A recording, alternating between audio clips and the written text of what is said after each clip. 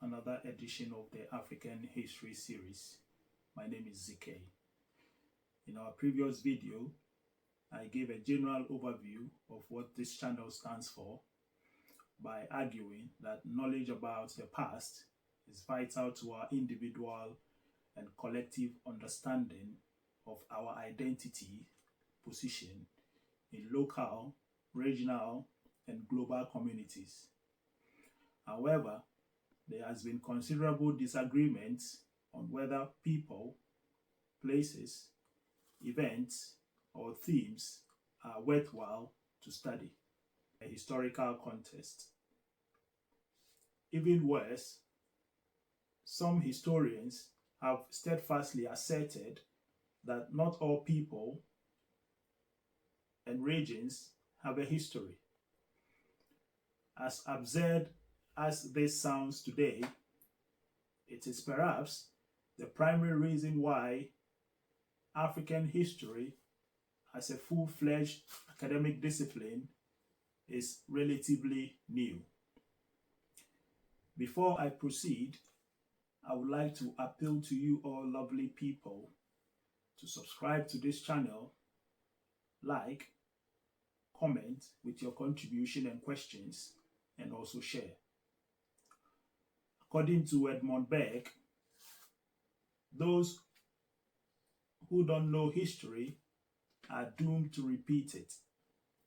This quote succinctly captures the peril of ignorance towards historical lessons. He warns that individuals and societies who disregard or lack knowledge of history are destined to relive its mistakes. The question is, why is the study of African history crucial?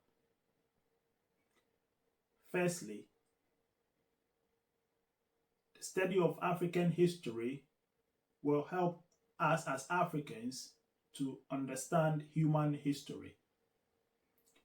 Africa is a cradle of humanity, and studying its history provides insights into the origin and development of human societies.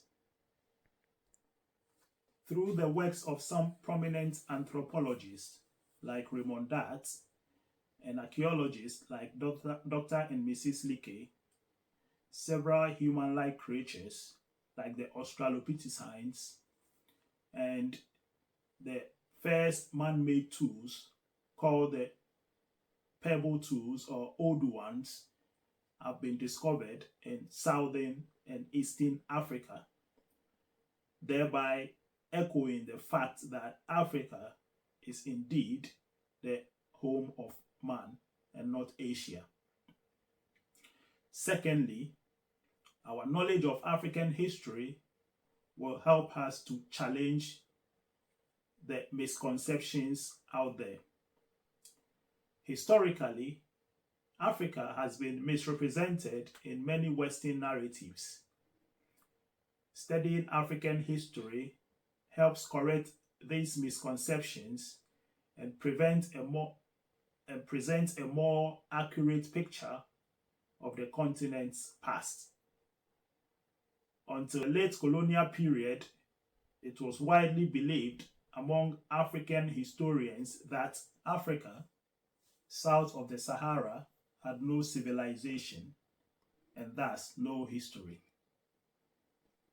Others insisted that even if there were events of historical nature, such a history was unknown and unknowable, since African societies, for the most part, were non-literate and as such left no records that historians could study.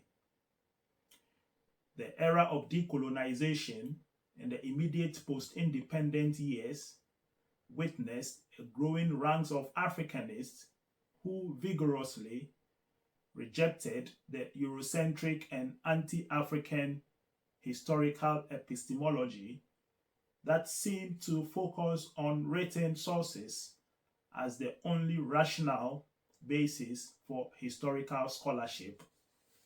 and that denied the possibility of civilization and history to small-scale and non-literate societies dominant in Africa. Using an array of sources, these scholars were successful in showing that Africa not only had history, but that its history and the origin of it dates back to antiquity.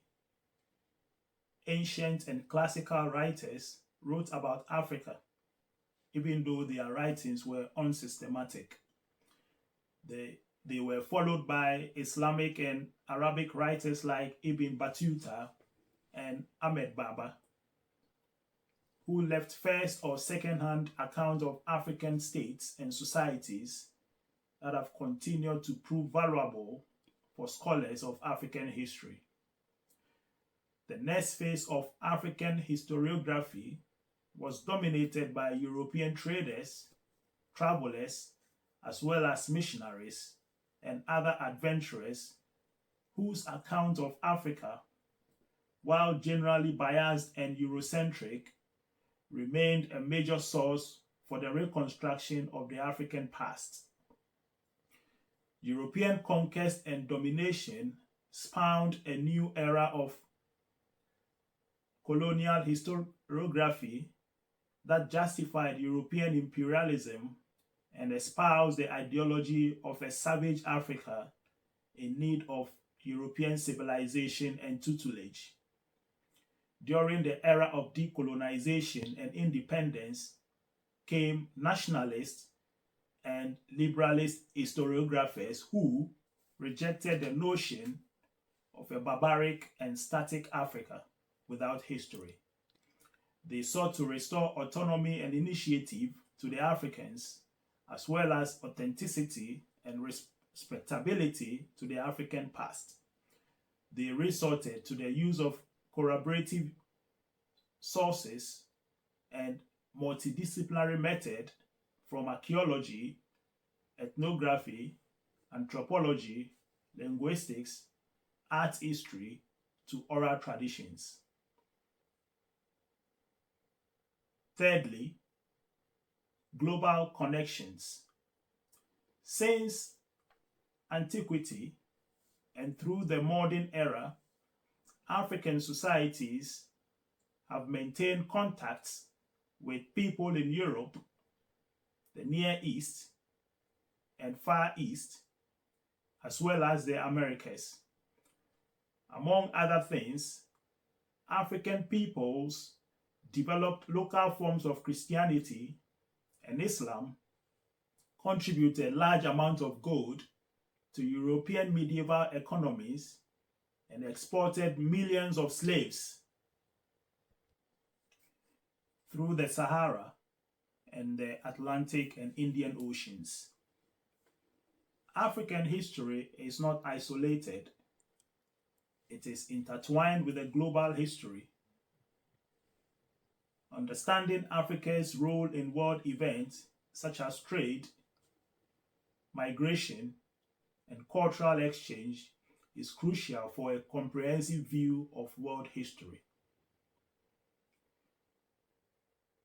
Also, the study of African history will enable us to know our contemporary relevance. African history informs current events and politics. It provides context for understanding modern-day issues and challenges faced by the continent. Africa is a vital region with some of the fastest growing economies in the world. It's a continent of thousands of languages and cultures, unparalleled ecodiversity, and over 1 billion vibrant and innovative people. The relevance of African issues is apparent in our everyday lives. It's about time to incorporate long ignored African knowledge into our worldview. In the nutshell, African history is a vital component of world history. each study enriches our understanding of the human experience. It is a field that continues to grow and contribute to historical scholarship and methodology. If you are indeed a lover of African history and history in general, kindly subscribe to this channel and let's tell the African story the African way. Thank you for your attention, and I will see you in the next video.